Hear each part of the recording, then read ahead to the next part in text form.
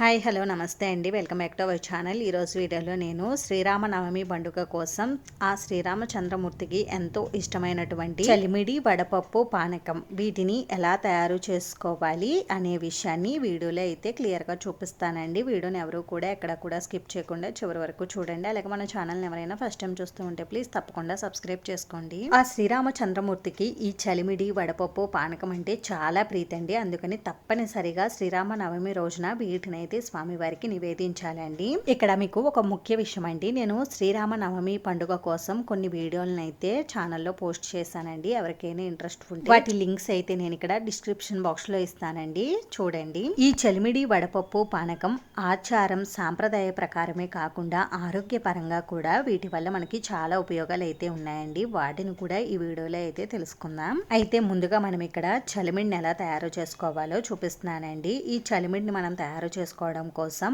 బియ్యాన్ని ఒక 2-3 గంటలు నానబెట్టి ఆ తర్వాత ఆ బియ్యాన్ని ఏదైనా పొడిగా ఉండే క్లాత్ మీద ఆరబెట్టుకుని తడి అంతా కూడా ఆరిన తర్వాత ఆ బియ్యాన్ని మనం మిక్సర్ జార్ లో వేసుకుని పిండిలా తయారు చేసుకోవాలండి. ఇప్పుడు మీరు ఎంత అయితే చలిమిడి తయారు చేసుకోవాలి అనుకుంటున్నారో అంత పిండిని అయితే తీసుకోవాలండి. నేను ఇక్కడ ఒక 1/2 గ్లాస్ వరకు పిండిని అయితే తీసుకున్నాను. ఆ తర్వాత ఇందులోకి 1 టేబుల్ స్పూన్ వరకు తురుముకున్న బెల్లాన్ని అయితే వేసుకోవాలండి. మనం 1/2 గ్లాస్ బియ్యం పిండి తీసుకున్నాం కాబట్టి 1 టేబుల్ స్పూన్ బెల్లం అయితే సరిపోతుంది. ఆ తర్వాత ఇందులోకి చిటికెడు ఇలాచీ పౌడర్ ని కూడా వేసుకుని వీటిని బాగా కలుపుకోవాలండి. కలుపుకున్న తర్వాత కొద్దిగా వాటర్ని పోసుకుంటూ మనం మరీ పలుచుగా కాకుండా మరీ గట్టిగా కాకుండా పిండి ముద్దలా కలుపుకోవాలండి. మనం ఇక్కడ తడి బియ్య పిండిని తీసుకుంటాం కాబట్టి వాటర్ అనేది ఎక్కువ పడదండి. చూసుకుని వాటర్ని జాగ్రత్తగా యాడ్ చేసుకుంటూ కలుపుకోండి. ఇలా కలుపుకున్న తర్వాత ఇందులోకి కొద్దిగా అయితే ఆవు నెయ్యిని వేసుకోవాలండి. ఆవు నెయ్యిని వేసుకుని మళ్ళీ ఒకసారి బాగా కలుపుకోవాలి. ఇక్కడ ఒక 1/2 టీ స్పూన్ వరకు వేస్తున్నాను ఆవు నెయ్యిని.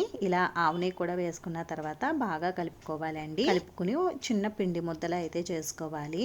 ఇలా తయారు చేసుకుంటే మనకి చలిమిడి రెడీ అయిపోతుందండి. ఈ చలిమిడిని తయారు చేసుకోవడం కోసం మనం ఇంట్లో పట్టినటువంటి బియ్య పిండిని ఉపయోగించాలండి. చాలా మంది షాప్స్ లో కొని తెచ్చుకున్న బియ్య పిండితో తయారు చేసి నైవేద్యం పెడుతూ ఉంటారు. అలా అస్సలు చేయొద్దండి. ఈ విధంగా మనం పచ్చి చలిమిడిని అయితే తయారు చేసి స్వామివారికి నివేదించాలి. చలిమిడి అంటే కడుపు చలవ అని అంటారండి. మనకి ఈ శ్రీరామనవమి పండుగ ఎండాకాలంలో వస్తుంది కదండి.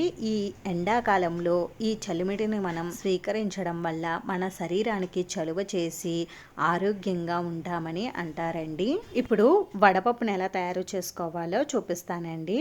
వడపప్పును తయారు చేసుకోవడం కోసం పచ్చి పెసరపప్పును అయితే తీసుకోవాలండి. చాయ్ పెసరపప్పును కూడా తీసుకోవచ్చు. నేనైతే ఇక్కడ తొక్కతో ఉన్న పప్పునే తీసుకున్నానండి. మీరు ఎంత అయితే వడపప్పు తయారు చేసుకోవాలని అనుకుంటారో అంత పప్పును తీసుకోవాలి. నేను ఇక్కడ ఒక 1/2 గ్లాస్ వరకు అయితే పెసరపప్పును తీసుకున్నాను. ఈ పెసరపప్పుని వాటర్ లో వేసి ఒక 2-3 గంటలు బాగా నానబెట్టుకోవాలండి. ఇలా బాగా నానిన తర్వాత ఈ తొక్క అంతా కూడా తీసేసుకుని బాగా క్లీన్ చేసుకోవాలండి. మీరు ఉదయం లేచిన వెంటనే పప్పును నానబెట్టుకుంటే మనం పూజ చేసే సమయానికి పప్పు అయితే బాగా నాని ఉంటుందండి. మనం శ్రీరామనవమి రోజు మధ్యాహ్న సమయంలోనే పూజ అనేది చేసుకుంటాం కాబట్టి ఆ సమయానికి మనకి పప్పు అయితే రెడీ అవుతుందండి.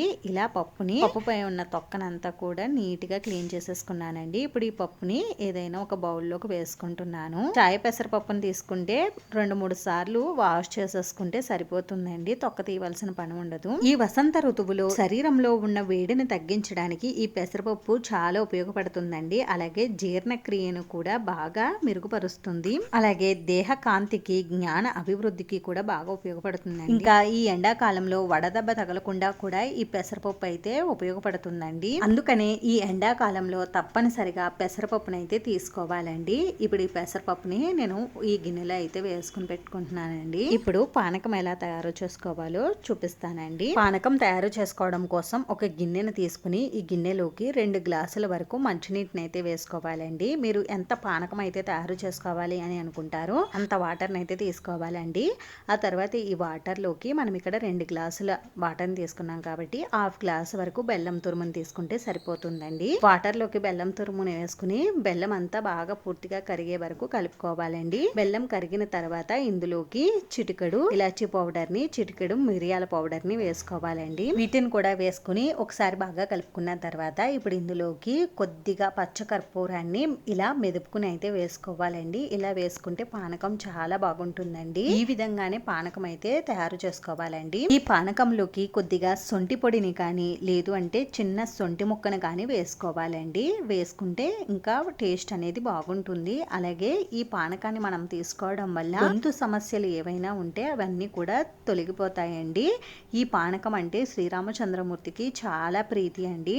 ఇలా మనం శ్రీరామనవమి కోసం ఈ నైవేద్యాలన్నీ కూడా రెడీ చేసుకున్న తర్వాత ఈ నైవేద్యాల పైన ఒక తులసి దళాన్ని అయితే ఉంచాలండి. అప్పుడే ఇవి స్వామివారికి నైవేద్యం పెట్టడానికి అయితే పనికొస్తాయి. అలాగే మీరు ఈ వడపప్పు పైన ఒక చిన్న బెల్లం ముక్కని కూడా పెట్టండి. ఈ విధంగా శ్రీరామనవమి రోజు స్వామివారికి నైవేద్యాలను అయితే తయారు చేసుకోవాలండి. ఇలా మాత్రమే ఈ వడపప్పు చలిమిడి పానకాన్ని రెడీ చేసుకోవాలండి. అంతేనండి. చూసారు కదా, ఈ వీడియో మీకు నచ్చితే మీ ఫ్రెండ్స్కి రిలేటివ్స్కి షేర్ చేయండి. వీడియోని చివరి వరకు చూసినందుకు చాలా థ్యాంక్స్ అండి.